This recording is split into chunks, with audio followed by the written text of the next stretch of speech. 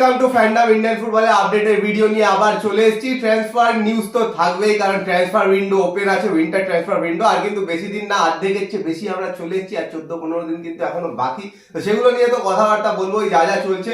তার সাথে super cup চলছে, সুপার কাপ নিয়েও যে আপডেটস আছে, আর ইন্ডিয়ার খেলা কিন্তু 18 তারিখ আছে, যেটা বারবার বলছি প্রত্যেকটা ভিডিওতে। বাকি transfer news, east Bengal, Mohun Bagan, ISL, super cup সব তো চলবেই, কিন্তু এটা কিন্তু 4 বছরে একবার করে আসে, সবচেয়ে বড় স্টেজ ইন্ডিয়ান ফুটবলের জন্য। সবাই মিলে কিন্তু অবশ্যই সাপোর্ট করো, সবাই খেলাগুলো দেখো। 18 তারিখ কিন্তু 8টা থেকে নেক্সট খেলা আছে উজবেকিস্তানের সাথে, আর ওই ম্যাচটা কিন্তু ডু অর ডাই বলতে গেলে। যদি জিততে পারে তাহলে কিন্তু একটা বিশাল ব্যাপার ইন্ডিয়ান ফুটবলের জন্য। আর আমার তো মনে হয় কোচ, প্লেয়ার সবাই কিন্তু সেই দিকেই নজর রাখছে। তো সেদিকে অবশ্যই তোমরাও নজর রেখো এবং তোমরাও সবাই মিলে কিন্তু ইন্ডিয়ান ফুটবলকে সাপোর্ট করো। আর যা যা বক্তব্য সেগুলো তো বলবো, কিন্তু সবার আগে যে কথাটা, এখনো যারা সাবস্ক্রাইব করেনি অবশ্যই করে নিও, আর বেল আইকনটা টিং টং করে অল অপশনটা প্রেস করে দিও রেগুলার নোটিফিকেশন পাওয়ার জন্য। আর আমাদের ফেসবুক আর ইনস্টাগ্রামে আইডিটাও ফলো করে নাও, ডেসক্রিপশনে লিংক দেওয়া আছে, ছোট ছোট অনেক ভিডিও পেয়ে যাবে ওখানে। তো অবশ্যই গিয়ে ফলো করে নাও। পুজোর থেকে প্রথমে শুনুন। তো প্রথমেই ভিডিও শুরু করার আগে একটা কথা বলে নিই, গতকালকে যে ভিডিওটা বানিয়েছিলাম ওখানে একটা নামের বিভ্রাট ঘটেছিল। তো যাই হোক, হিতেশ শর্মা বলেছিলেন, তো ওটা মোহাম্মদ ইয়াসির কিন্তু লোন আউট হয়েছে এফসি গোয়াতে, তো তার জন্য ক্ষমা প্রার্থী। তো এবার চলে আসি আপডেট গুলোতে। তো প্রথমে বলি, এআইএফএফ আন্ডার-17 ইউথ লিগে আজকে কিন্তু ইস্ট বেঙ্গলের খেলা ছিল, east Bengal versus sports Odisha. আর সেই ম্যাচটা কিন্তু ইস্ট বেঙ্গল 2-1 গোলে জিতেছে। জিতে এই মুহূর্তে কিন্তু লিগ টেবিলের টপেই রয়েছে 9 ম্যাচে 22 পয়েন্ট নিয়ে। সেকেন্ড পজিশনে মোহনবাগান রয়েছে 8 ম্যাচে 19 পয়েন্ট নিয়ে। তো বলে রাখি, এটা এআইএফএফ এর অফিসিয়াল ওয়েবসাইট অনুযায়ী এখনো অবধি কিন্তু বয়স ভারিয়ে প্লেয়ার খেলানোর জন্য কোনো রকম পয়েন্ট ডিডাকশন বা কিছু এখনো কিন্তু অফিসিয়াল ওয়েবসাইটে কিছু আপডেট হয়নি। তো সেই জন্য সেই হিসাবেই বললাম। তো দেখা যাক এই গ্রুপ থেকে কে কোয়ালিফাই করে পরের মেন রাউন্ডে। এর সাথে আরো একটা খবর বলি, সেটা হচ্ছে ইন্ডিয়ান ওমেন্স লিগ তো চলছেই। তো ইন্ডিয়ান ওমেন্স লিগে ইস্ট বেঙ্গল খুব সম্ভবত তাদের প্রথম বিদেশি প্লেয়ার সাইন করাতে চলেছে, যার নাম হচ্ছে সঞ্জিদা খাতুন। এই সঞ্জিদা খাতুন কিন্তু বাংলাদেশ ওমেন্স টিমের প্লেয়ার, তো বাংলাদেশের হয়ে কিন্তু সাব কাপও জিতেছে। তো একে কিন্তু সাইন করাতে চলেছে, 22 বছর বয়সে। তো অসাধারণ একজন প্লেয়ার, গোলও করতে পারে, গোল করাতেও পারে। তো যদি সাইনিং হয় তাহলে কিন্তু একটা ভালো সাইনিং। তো এরপরে আসি বাকি অন্যান্য যেই আপডেট গুলো। তো তার মধ্যে ট্রান্সফারে প্রথমেই আসি, বলেছিলাম মোহামেডানে কিন্তু একটা সাইনিং হতে চলেছে। তো বলে রাখি, এই মুহূর্তে যখন ভিডিও বানাচ্ছি তখন হয়তো অফিসিয়ালি অ্যানাউন্সমেন্ট হয়নি, তো হয়তো দুপুরের মধ্যে বা বিকেলের মধ্যে অফিসিয়াল অ্যানাউন্সমেন্ট হয়ে যাবে। একজন বিদেশি আর একজন ইন্ডিয়ান খুব সম্ভবত। তো বিদেশি যে সাইন হয়েছে সে কিন্তু আন্ডার-21 রাশিয়ান ন্যাশনাল টিমের প্লেয়ার, মানে ফর্মার আন্ডার-21 টিমে খেলেছে। তো তার নাম হচ্ছে এভজিন কাজলভ। তো একে কিন্তু অফিসিয়ালি সাইন করিয়ে নিয়েছে। এ কিন্তু উইঙ্গে খেলে, তো একে কিন্তু অফিসিয়ালি সাইন করেছে। তো বুঝতেই পারছো যে মোহামেডান কিন্তু আই লিগটা জেতার জন্য একদম মানে তেড়ে ফুড়ে রয়েছে। আর আই লিগ আবার রিজিউম হচ্ছে ফেব্রুয়ারি থেকে। তো মোহামেডানের ফার্স্ট খেলা কিন্তু ফেব্রুয়ারির 4 তারিখে। তো মোহামেডান কিন্তু অবশ্যই চেষ্টা করবে, কারণ অলরেডি একটা বড় ব্যবধান কিন্তু বানিয়ে নিয়েছে সিজন ব্রেকের আগে, যেটা কিন্তু একটা মেজর মানে প্লাস পয়েন্ট মোহামেডানের জন্য। কারণ এখন নিজেদের মধ্যে প্র্যাকটিস করছে, সাউথ আফ্রিকায় খেলতে আছে, নিজেদের কিন্তু আরো প্লেয়ার রিক্রুট করে নিজেদের স্ট্রং বানিয়ে নিচ্ছে, যাতে এই লিডটা কিন্তু ধরে রাখতে পারে।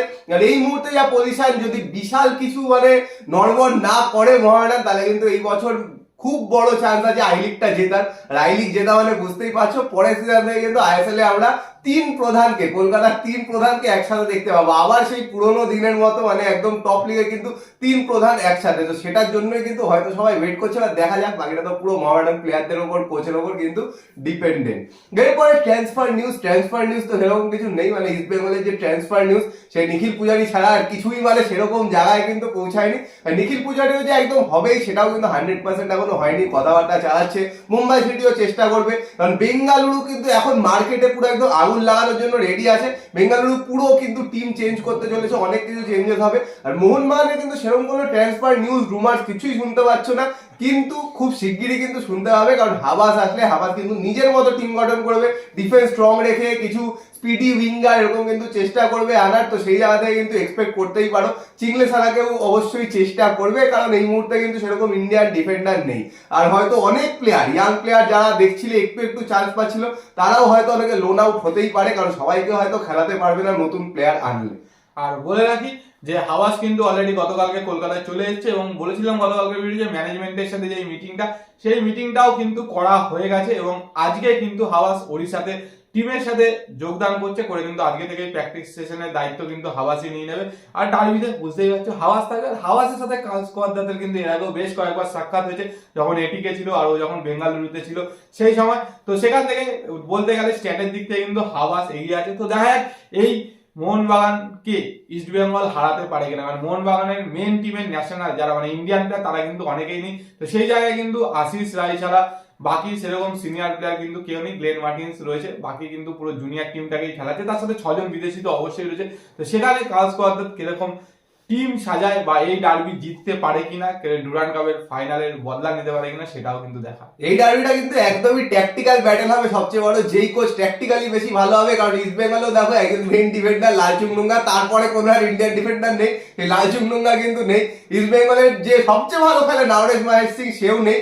মোহনবাগানের যেমন ইম্পর্টেন্ট প্লেয়ার নেই, ইস্ট বেঙ্গলের ইম্পর্টেন্ট প্লেয়ার নেই। তো সেই জায়গা থেকে কিন্তু পুরোপুরি এই ম্যাচটা ট্যাকটিক্যালি হবে, কারণ পুরো অন্যরকম একখানা ডার্বি হবে, অন্যরকম টিম নামবে, অনেক ইয়াং প্লেয়ারদের সুযোগ দেওয়া হবে। তো দেখা যাক ট্যাকটিক্যালি দুজনের মধ্যে, দুজনেই কিন্তু ট্যাকটিক্স মাস্টার বলতে গেলে, ট্যাকটিক্যালি দুজনের মধ্যে কে অন টপ আসতে পারে।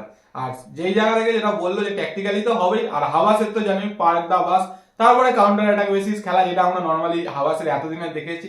তো ও মোস্ট প্রবাবলি সেটাই খেলবে, আর সেইখানে সেই পার্কটাকে ভেঙে ইস্ট বেঙ্গলের প্লেয়াররা গোল করতে পারবে কিনা সেটাই কিন্তু দেখার।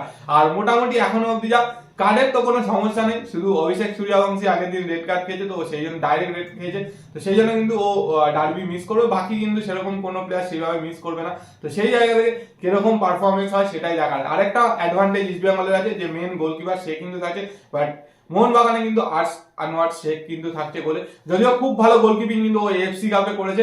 তো সেই গোলকিপিং আবার জ্বলে উঠতে পারে কিনা ডার্বিতে সেটাও কিন্তু দেখা। এছাড়া কিন্তু দেবনাথ মন্ডলও রয়েছে, হাওয়া শেষে কাকে গোলে খেলাবে সেটাও কিন্তু দেখার। আর ইস্ট বেঙ্গলে কি হিতেশ শর্মা আসতে পারে, ইস্ট বেঙ্গলে কি গুরকিরাত সিং আসতে পারে, এগুলো নিয়ে বিশাল বড় কোয়েশ্চেন মার্ক আছে এখনো। কারণ সেরকম কিন্তু কোনো মানে আর এগোয়নি কথাবার্তা বলতে গেলে। চারিদিকে দেখতে পাচ্ছ নিখিল পূজারি ছাড়া কিন্তু সেরকম কোনো প্লেয়ারের কথাবার্তা শোনা যাচ্ছে না। আর কুয়াদ্রাস কিন্তু শুরু থেকেই বলে যে সবকিছু কিন্তু একদম চেপে রাখতে হবে, একদম ফাইনাল না হলে কিছু বের করা যাবে না। কারণ আগেও দেখেছো অনেক কিন্তু এরকম প্লেয়ার অনেক কিছু হয়েছে যারা কিন্তু হাইজ্যাক হয়ে যায় পরের মুহূর্তে, ওই জন্য কিন্তু চুপি সারে সব কাজ করছে। তো দেখা যাক, এখনো কিন্তু মানে 15-16 দিন বাকি আছে, তার মধ্যে কিছু ভালো সাইনিং করে নিতে পারে কিনা। সাইনিং যদি না করায়, স্পেশালি মিডফিল্ড আর একখানা রাইট ব্যাক বা একখানা যদি ওপরের প্লেয়ার না করায়, তবে কিন্তু বাকি সিজনটা যথেষ্ট মুশকিল হতে চলেছে। কারণ কেউ যদি একজন ইনজোর্ড হয় তার কিন্তু কোনো রিপ্লেসমেন্ট নেই। তো সেই জায়গা থেকে ইস্ট বেঙ্গলে কিন্তু চেষ্টা করে যেতে হবে। আর মোহনবাগান যেটা বললাম, হাওয়াস চলে এসছে শুনলে, খুব শিগগিরই 2-3 দিনের মধ্যে দেখবে রুমারে একদম ছড়িয়ে যাবে যে এই প্লেয়ার আসছে, এই প্লেয়ারকে অফার করে দিয়েছে, বিদেশি চেঞ্জ হচ্ছে, অনেক কিছু শুনতে হবে। কারণ হাবাস কিন্তু নিজের মতো সাজিয়ে নেওয়ার চেষ্টা করবে টিমটাকে বাকি সিজনটার জন্য। তো আমাদের কাছে যা যা আপডেট ছিল পুরো বলে দিলাম, মানে ট্রান্সফারের যে আপডেট ছিল পুরো বলে দিলাম। কিন্তু মেন কথা আবার বলছি ভিডিও শেষে, ইন্ডিয়ার খেলা আছে 18 তারিখ রাত 8টা থেকে।